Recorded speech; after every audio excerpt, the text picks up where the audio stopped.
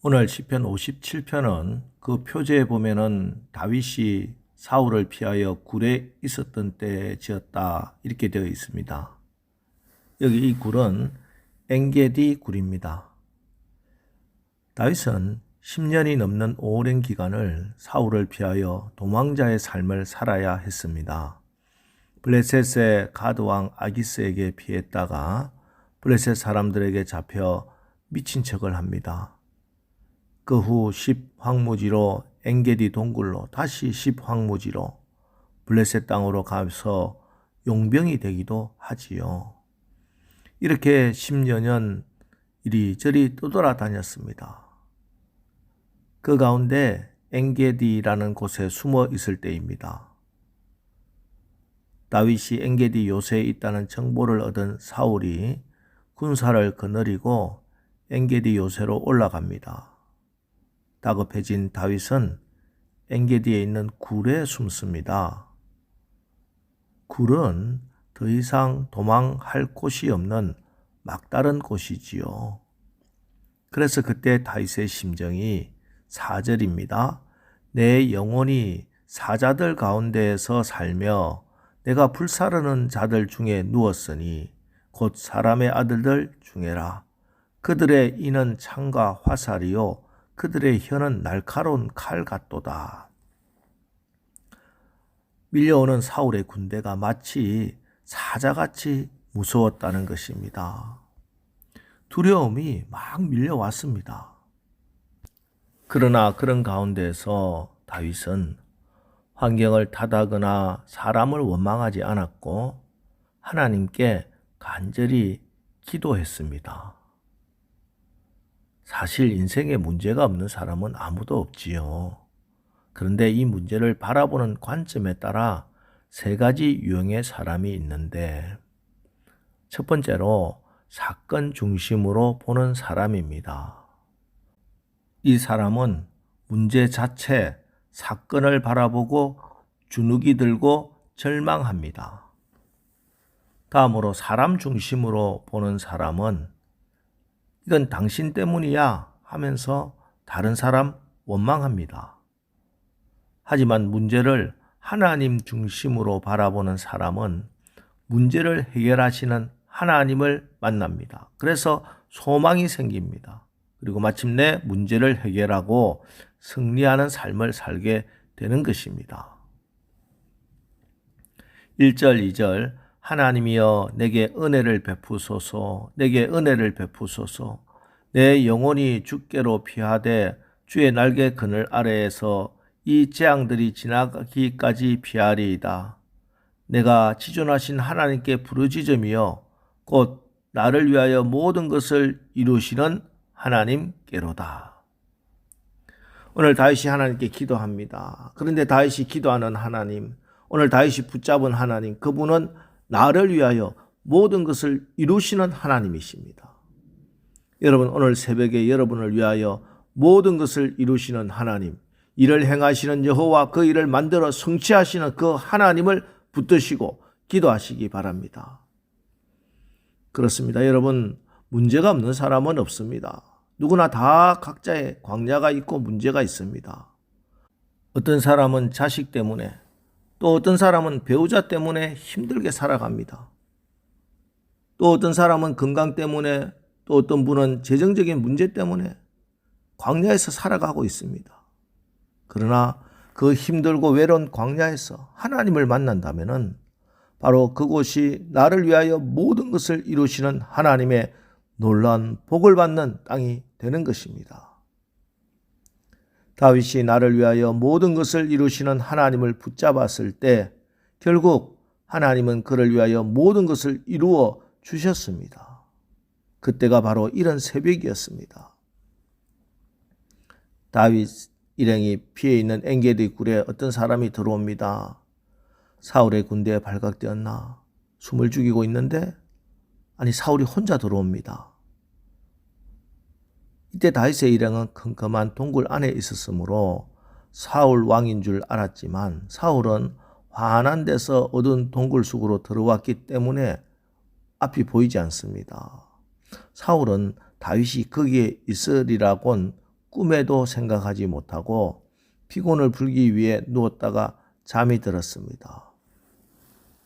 6절 그들이 내 걸음을 막으려고 그물을 준비하였으니 내 영혼이 억울하도다. 그들이 내 앞에 웅덩이를 팠으나 자기들이 그 중에 빠졌도다.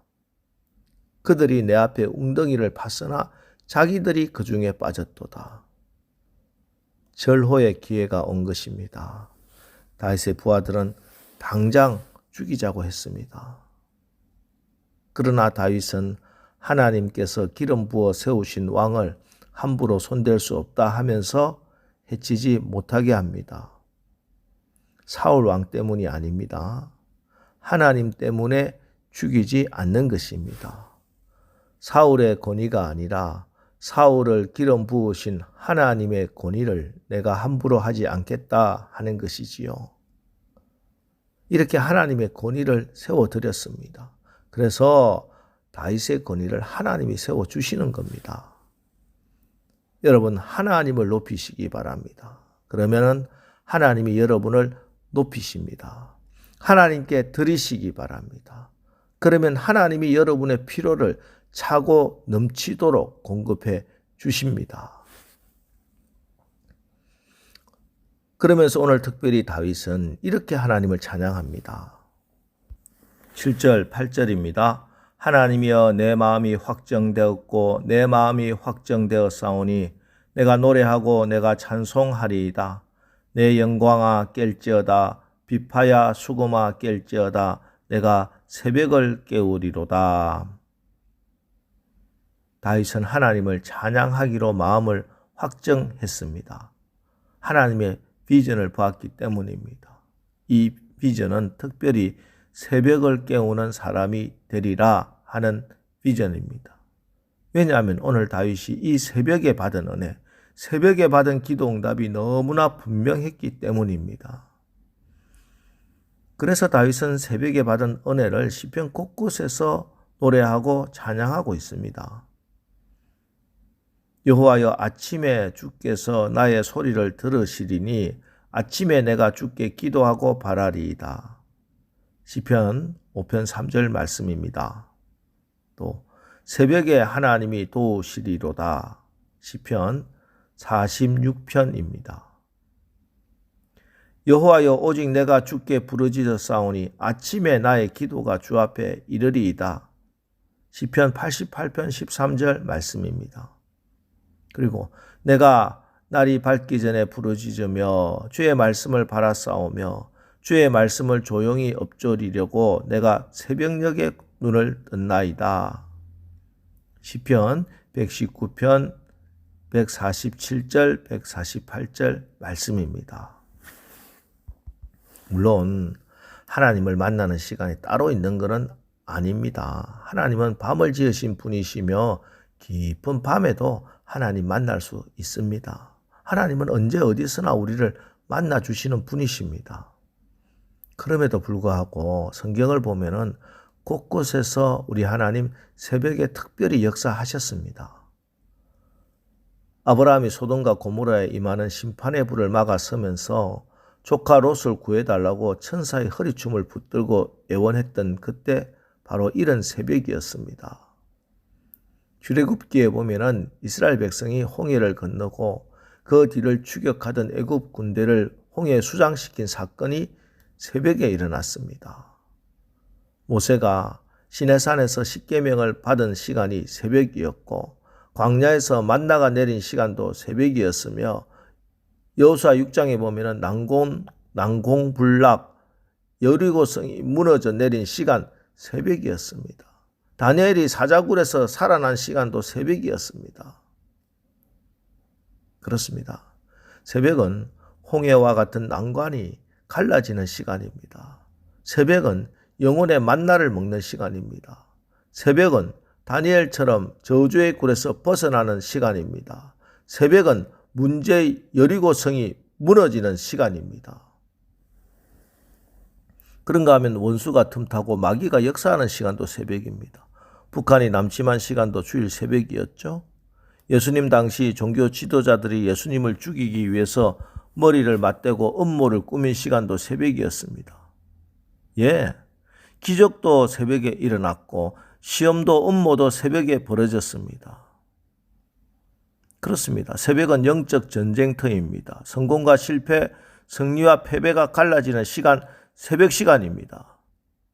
실제로 다윗이 새벽을 깨울 때는 광야에서도 승리했습니다만 낮잠을 자고 늦게 일어났을 때 궁궐에서도 실패했잖아요.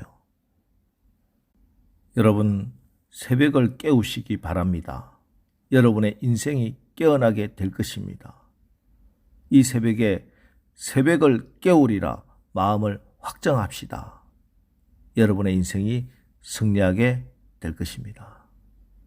기도하겠습니다. 하나님, 오늘도 우리가 새벽을 깨우고 하나님께 나왔습니다.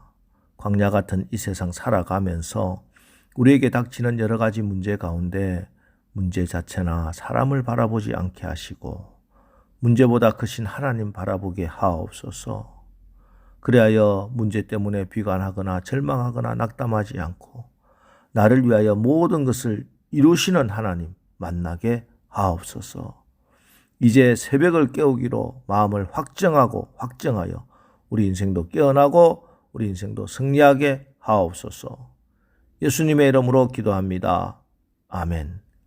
자, 이제 하나님 새벽에도 오시는 하나님을 만나러 왔사오니 오늘 이 새벽에 나를 위하여 모든 것을 이루시는 하나님 만나고 경험하게 하옵소서. 오늘 말씀을 붙들고 우리 합심해서 기도하고 나가겠습니다. 우리 기도하겠습니다.